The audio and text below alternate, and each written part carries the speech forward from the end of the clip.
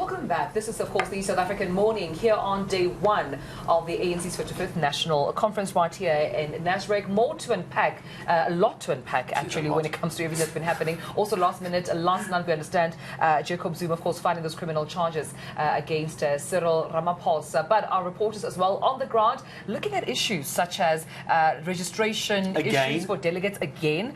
So we'll be talking about that and more right here on the show. Yeah, it really is. It almost becomes, there's very few things that are as predictable as registration problems. Right. But you guarantee to have them at an ANC conference, whether it's a policy conference or an elective conference as well. So we're going to go back to our reporters later, joined, like we did earlier in the year, when we were discussing very intricate policy documents. Lichle Nkobozi, political analyst, joining us. Hello, Lichle. Good to have you back. Morning. You're doing this to yourself again. You know? You've walked in willingly. Clearly, I like you guys.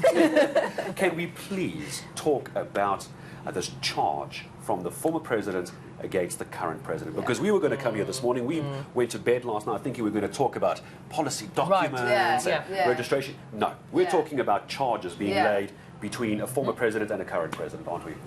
I think the current president of the country as well as the party, I think he just had a rough couple of weeks coming from Phala and sort of the Section 89 panel report, as well as the vote that took place on Tuesday last week. And now this, I think he's really in a very serious predicament, given that he's contesting for power once again. And whether or not the merits of this charge are true or the information that comes up from it, I think it has serious implications on what will happen to him, given that last that we were here, the serious issue was the issue of the step aside and implementing it in the point where somebody is charged with a criminal offense or charged of corruption. And seeing whatever material evidence comes out of this, if this charge that is being laid has any sort of ground or any standing, it will have serious implications on what happens going forward, irrespective of what happens here today and whether he gets re-elected or not. So I think he's in a very, very serious predicament. And I think his contestation for power is one that's not just going to be easy for him, but he will be able, or he must be able to pull his caucus now and be able to strengthen that in such a way that he's able to buy himself some time to be able to deal with these issues. Do you think there's a motive behind the timing of this charge as well? And I'm saying this because Vincent Magwenya, we know the spokesperson for the president in his capacity as state president, and I want to quote him here in the tweet that he sent out just last night, 12:45. We said at 12:45 a.m. rather. He says, and I quote here, "We are well beyond the realms of political contestation. We are now facing an all-out war that is inspired by deep-seated personal hatred, seeking to burn everything and anything on its path. Even the country will not be spared from the wrath of such hatred." Sure. In your view, what could be the motive? I mean, I do think it is a thing of political contestation. We are seeing big man politics play out. And it's not surprising, because this is what happens within the ANC, that when the different factions come together, or rather are contesting for power within their different proxies, these kinds of things emerge. It's not fundamentally new, nor is it something that, you know, we can talk about as war. I think it's a bit of an exaggeration. But I do think it's just an expression of party politics. And knowing the hold that I think the former president has within the province, KZN specifically, that he still has some bit of an influence over what happens within that province.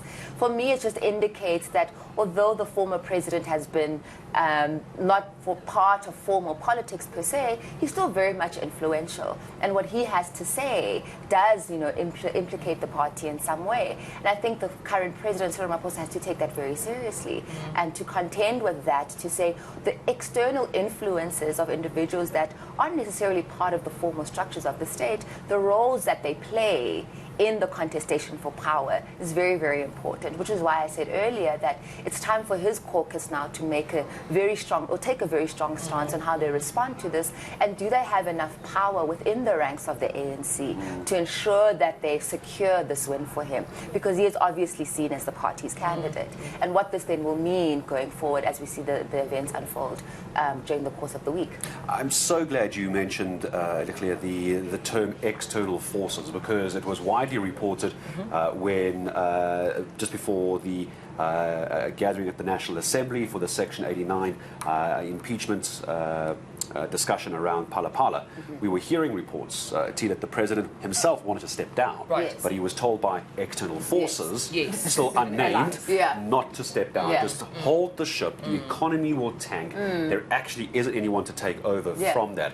I'm curious, knowing if that is to be true, the moral compass of the president was to fall on his sword. He was like, I'm willing to walk away. Having something like this and all the talk around the step-aside rule and the charge now being laid, you got to wonder, did he wake up this morning thinking, okay, look, the first time I took one on the chin for the party, but now I'll be hypocritical because now there is a charge in this case laid.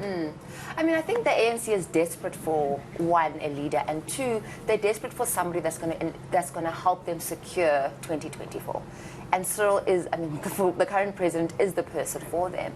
And they don't have somebody that's going to be able to contest that, or somebody that's going to be formidable enough in terms of the public to be able to gain the trust of the electorate going into 2024. So I think they are finding themselves in a bit of a bind to suggest that in the face that we don't have somebody that we see as electable, not just only at the elective conference, but in 2024, what do we do as the NEC? What kind of decisions then do we have to make? And who are the people that can emerge in such a way that will give us the trust of the electorate?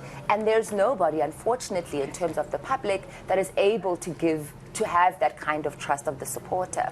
And so the current president then becomes quite critical in 2024 for the party, and we need to then make a determination how then they respond to these allegations, and will they still stick beside him as they had when the Section 89 panel report came out, where they took a very strong stance that this is their candidate and they will support him. And so depending on what those deliberations look like, given the new information that has come to light, will then find out whether or not the party still sticks beside him. Yeah, I want to also touch on yesterday's events in the form of the ANC Gala Dinner. We know that usually it's a tradition to have an ANC Gala Dinner where also funding and resources is at the core of why they have that. And I'm saying this because we know the ANC has been entrenched in deep-rooted financial issues, right? And I know that at around, let me just see here, 8 o'clock in the evening till 9, Treasurer General Paul Mashatile will be giving that financial report of how they're looking. With everything that's going on, not being able to pay their staff members previously, the gala dinner, even in previous events, not attracting, business people in the masses that we know them to have, and also with the Phala Phala report at the center of it, money. Money being stashed in, sofas and mattresses, allegedly. I mean, what do you make of what's to come of that financial report today by the TG? Is it looking good? Is it looking promising? Or will there still be issues? I don't think it's looking good for the ANC at all, financially, organizationally. It's just sort of the social political environment within which the organization itself exists. I think over the years we've seen diminishing returns in relation to the party's ability to not only attract the trust of the electorate, but to attract funding and to attract support from the private sector, the public sector, from private individuals as well. We've seen that throughout the span of the democratic dispensation, those diminishing returns have been highlighted and have become far more acute as the years have progressed, which then tells us that the organization is just not able to renew itself. It's not able to modernize. It's not able to attract the kind of investors or partnerships that speak to not just only the interests of the public, but also the interest of the people that are wanting to fund this organization. And so for me, it's showing us that the institutional legacy of the organization is also diminishing, and that there is no sense that the party is able to re-energize, revitalize itself, whether it's through the uptake of young leaders, whether it's through shifting the outlook of the organization specifically. There is no sense of that happening within the organization. And that, of course, not only is reflected in the diminishing votes, but it's also reflective in the diminishing confidence that investors and funders have in the party. And the inability of the party itself to manage its own affairs, financially and otherwise, also has an implication on whether or not they're able to attract the kind of investor, donor, or funder that will help them, ensure that this organization sustains itself.